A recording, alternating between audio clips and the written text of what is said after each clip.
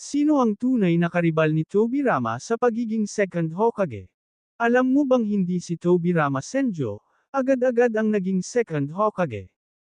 Ayon sa mga fans at ilang eksena sa anime, may isang malakas na ninja na maaaring naging karibal niya, si Kawarama Senju, ang kanilang nakatatandang kapatid, na kung hindi namatay ng maaga, ay maaaring naging Hokage. Pero kung susuriin ang mga buhay na kandidat, ang pinakaposibleng karibal ni Tobirama ay si Danzo Shimura, isang taong malapit kay Hiruzen Sarutobi at may matinding Hungarian pamunuan ang Konoha. Si Danzo ay may parehong prinsipyo ng seguridad at kapangyarihan gaya ni Tobirama, at posibleng pinagpilian din siya bago itinalaga si Tobirama. Pero dahil sa tactical at matalinong pamumuno ni Tobirama, siya ang pinili ni Hashirama bilang second Hokage.